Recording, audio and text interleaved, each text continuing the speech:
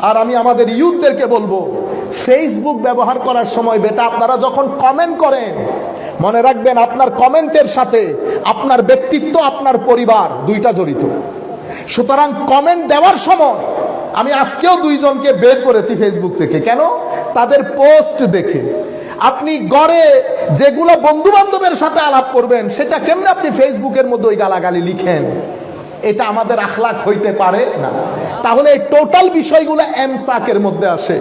অহংকার থেকে বিরত থাকা, হিংসা থেকে বিরত থাকা, লোক ঠকানি থেকে বিরত থাকা, মানুষের সাথে প্রতারণা করা থেকে বিরত থাকা। পারতপক্ষে জিন্দেগির মধ্যে কোনো মানুষের গায়ে হাত তুলবেন না। মানুষের গায়ে হাত তুলবেন, আমার নবী বলেছেন আজ-জুলুমু জুলুমাত। এক অত্যাচার আপনি করবেন, এই অত্যাচার দুনিয়াতে, কবরে, হাসরে ডালপালা গজিয়ে আপনার সামনে উপস্থিত হবে, আপনি এফোর্ড করতে পারবেন না। আপনি এফোর্ড করতে পারবেন না। আমরা এই জায়গাগুলোর মধ্যে যদি পরিবর্তন আনি, আমার নবী খুশি হবেন। আমার নবী খুশি হবেন। নবী যদি খুশি হয়, দুনিয়ার জীবন শান্তির হবে। দুনিয়ার জীবনকে হায়াতে তাইয়্যিবা বানাতে পারবেন, দারুণ করে বানাতে পারবেন। আচ্ছা, আমি আপনাদেরকে মূল যে জিনিসটা বুঝাতে চাচ্ছিলাম, একটা তো এমসাক গেল, আরেকটা এনফাক। এনফাক মানে আমার কাছে যা আছে সেটা মানুষের সাথে শেয়ার করা। এই জন্য কোরআনে পাকের মধ্যে শুরু থেকে শেষ পর্যন্ত যত আয়াতের মধ্যে আমার আল্লাহ ঈমানের কথা বলেছেন, প্রত্যেক আয়াতে এনফাকের কথা বলেছেন। এনফাক, ওয়া মিম্মা রাযাকনাহুম ইউনফিকুন, আল্লাযীনা ইউনফিকুনা ফিস সাররাই ওয়াদ দাররাই ওয়াল কাযিমিনাল গায়যা ওয়াল আফিনা আনিন নাস ওয়াল্লাহু ইউহিব্বুল মুহসিনিন। আল্লাহ কি বলেছে জানেন? যারা এনফাক করে, পকেটে টাকা থাকলেও করে, টাকা একটু কম থাকলেও করে। ওয়াল কাযিমিনাল গায়জ, গুসাকে হজম করে। ওয়াল আফিনা আনিন নাস, মানুষকে ক্ষমা করে দেয়। দেখছেন, গুসা হজম করে, মানুষকে ক্ষমা করে। আমার আল্লাহ কি বলেছেন? ওয়াল্লাহু ইউহিব্বুল মুহসিনিন। সেই ব্যক্তি মুহসিন হয়ে যায়। আর আমি মুহসিনকে বড় ভালোবাসি। আমি মুহসিনকে বড় ভালোবাসি। আপনার সামনে এটা একটা এক্সাম্পল। আমি আপনাদেরকে একটা হাদিস শোনাই। নবী করিম সাল্লাল্লাহু আলাইহি ওয়াসাল্লাম ইরশাদ করছেন, এক ব্যক্তি, উনি হায় হায় সুবহানাল্লাহ, আলহামদুলিল্লাহ, আল্লাহু আকবার, যেভাবে আমরা করি আর কি, রাত দিন এক করে দিচ্ছি না। তা আমার আল্লাহ, আমার নবী হাদিসে পাকের মধ্যে, ইসলাম মুসলিম শরীফের রিওয়ায়াত, কি বলছেন? আন আবি হুরায়রা রাদিয়াল্লাহু তাআলা আনহু قال قال রাসূলুল্লাহ সাল্লাল্লাহু আলাইহি ওয়াসাল্লাম। আমার নবী এখন আমাদেরকে বলছেন, আইয়ুহান নাস, একদম সবাই চুপচাপ, মনে করেন যে আমাদের সামনে আমার নবী দাঁড়িয়ে বলছেন কথাগুলা। আমার নবীর মিষ্টি মিষ্টি আওয়াজ আমাদের কানে আসতেছে। কি বলছে? আইয়ুহান নাস, ও মানুষ, ইন্নাল্লাহা তাইয়্যিব ওয়ালা ইয়াকবালু ইল্লা তাইয়্যিবা। আমার আল্লাহ অসম্ভব পবিত্র, পবিত্র ভালো জিনিস বাদে আমার আল্লাহ কোনো কিছু কবুল করেন না। ওয়া ইন্নাল্লাহা আমারাল মুমিনিনা বিমা আমারা বিহিল মুরসালিন। আল্লাহ আমাদেরকে যে হুকুম দিয়েছেন, একই হুকুম আল্লাহ কর্তৃক প্রেরিত নবী রাসূলদেরকেও দিয়েছেন।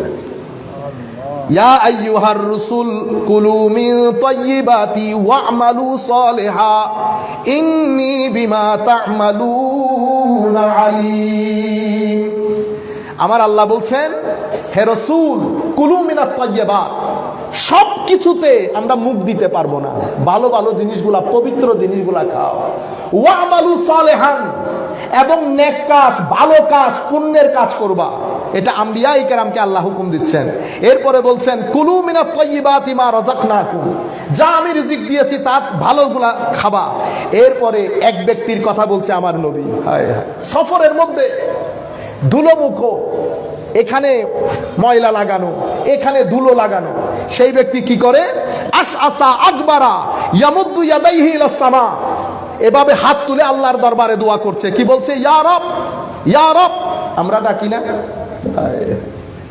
অথচ আমার আল্লাহ, আপনি একবার ইয়া রব বললে আমার আল্লাহ ফেরেশতাদেরকে নিয়ে আপনার ডাকে সাড়া দেয়।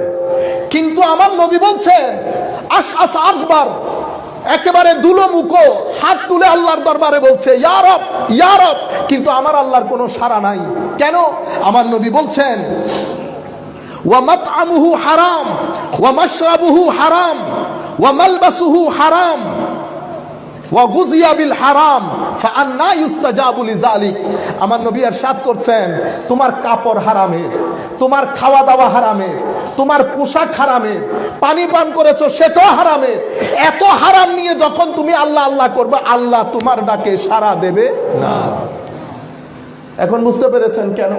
আমার ভাইরা, আমরা মনে করি এতগুলা মানুষের মধ্যে আমার আল্লাহর কি খবর আছে, আমি কোথায় থাকি। মনে রাখবে, আপনি আমাকে সাদা পোশাকে যেভাবে দেখছেন কোনো সন্দেহ ছাড়া, ঠিক সেভাবে আল্লাহ, আল্লাহর সৃষ্টির অণু পরমাণু, একেবারে ক্ষুদ্রাতি ক্ষুদ্র জিনিস আমার আল্লাহর চোখে চোখে। আমার আল্লাহ, ও ভাই, কোথায় পাহাড়ের পাদদেশে এক ব্যক্তি বসা, তাকে বেঁধে রেখেছে কিছু মানুষ, জোয়ান ছেলে, তার খিদা লেগেছে। হযরতে ইমাম রাজি রব্বুল আলামিনের তফসিরের মধ্যে, ইমাম রাজি তফসিরে কবিরের মধ্যে লিখছেন, হযরতে ইব্রাহিম ইবনে আদহাম রাদিয়াল্লাহু তাআলা আনহু, কোন জায়গায় দাওয়াত করা হয়েছে ওনাকে, যখন রুটি দিয়েছে, একটা কাক এসে মাঝখান থেকে রুটি নিয়ে দেয় দৌড়। হযরত ইব্রাহিম ইবনে আদহাম ওই কাকের পেছনে পেছনে যাওয়া শুরু করে। যেতে যেতে যেতে দেখে শেষ পর্যন্ত কাক পাহাড়ের পাদদেশে উঠে ওই বেঁধে রাখা ছেলের কুলের মধ্যে গিয়ে রুটিটা ফেলেছে। মনে রাখবেন, আমার আল্লাহ রাজ্জাক, আমার আল্লাহ কখনো আমাকে কাপড়ে চুপড়ে খাদ্যদ্রব্যে কষ্ট দেবে না। আমি নিজে নিজের কষ্ট ডেকে আনি। জিন্দেগির মধ্যে যদি পাপ বাড়িয়ে ফেলি, আমার জীবনের মধ্যে অশান্তি বেড়ে যাবে। যত পাপ বাড়বে তত অশান্তি বাড়বে। আপনি যদি অশান্তি কমাতে চান, আমি ছেলেদেরকে বলছি বিশেষ করে, বেটা, অশান্তি যদি কমাতে চান, পাপ কমাইতে হবে। পাপ থাকবে, অশান্তি থাকবে না, এটা আল্লাহর গ্রামার না। আল্লাহর গ্রামারের মধ্যে পাপ করে তওবা করবেন, আমার আল্লাহ ক্ষমা করে দেবে। যত গুনাহ আপনি করেন, যত গুনাহ করেন, দেনি 70 বার গুনাহ করে 70 বার যদি আল্লাহর দরবারে তওবা করেন, আমার আল্লাহ ক্ষমা করে দেবেন। রহমতের সাগর আমার আল্লাহ। কিন্তু আপনি যদি গুনাহ করার পরে আপনি বেহিস হয়ে যান, আপনি গুনাহ করার পরে আপনি যদি বেহায়া হয়ে যান, করতে থাকেন, মনে রাখবেন, আল্লাহ থেকে দূরে যাওয়া, রাসূলে পাক থেকে দূরে যাওয়া, তার মানে হচ্ছে আপনি দুনিয়ার অসম্মান, লাঞ্ছনা, গঞ্ছনা সব কিছু আপনার ঘরে ঢুকানোর ব্যবস্থা করেছেন। আপনারা বুঝতে পেরেছেন? আপনার জীবনে পুণ্য যত বাড়বে, আপনার জীবনে ইজ্জত তত বাড়বে। আপনার জীবনে পাপ যত বাড়বে, আপনার জীবনে অশান্তিও তত বাড়বে। আপনার জীবনে যদি আপনি সততার মধ্যে থেকে আপনি কাজ করেন, কষ্ট করেন, অবশ্যই আল্লাহ রাব্বুল আলামিন আপনার রিজিকের মধ্যে বরকত দান করুন। সততার সাথে যদি রিজিক কামাই করেন, আর হারামের যদি 100 কোটি টাকা ব্যাংকে রাখেন, আপনি রাখেন, কোনো অসুবিধা নাই। আল্লাহর ইজ্জতের কসম, কোরআনের কসম, হাদিসে আরো যা কিছু আছে সব কিছুর কসম করে বলতেছি, ভিতরে শান্তি আসবে না। কেন? কারণ আমার আল্লাহ এই একটা জিনিস আল্লাহর হাতে রেখে দিয়েছে, ইতমিনানে কলব, অন্তরের প্রশান্তি। সেটা কিভাবে আসে? সেটা